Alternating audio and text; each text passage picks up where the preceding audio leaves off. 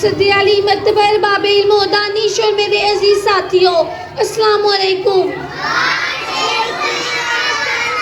مجھے جس موضوع پر لب کشائی کرنے کا موقع ملا ہے اس کا عنوان ہے ماحول اور بچوں کی نشو و نما۔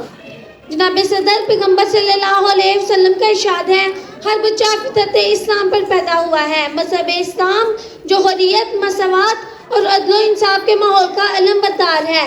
جناب صدر، دراصل ماحول ایک استثار ہے جو بچوں کو محسوس شکل میں ڈال کر معاشرے کے سپرد کر دیا جاتا ہے۔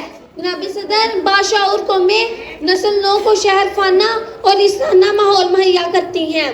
ایسے ماحول میں پرورش پانے والے بچے نہایت شرافت اور انسانیت کا پیکر ہوتے ہیں۔ وہ سردار ہو کر بھی قوم کا خادم کہلانا پسند کرتے ہیں۔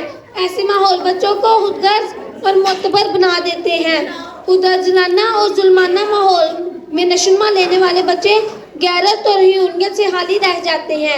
موقع ملے تو دائرہ پر قوم کی عزت و ناموس سے نیلام کر دیتے ہیں۔ نبینا جنم لیتے ہیں اس قوم کے بچے، نبینا جنم لیتے ہیں اس قوم کے بچے، وہ قوم بھی دیا کرتی ہے تابان میں آنکھیں۔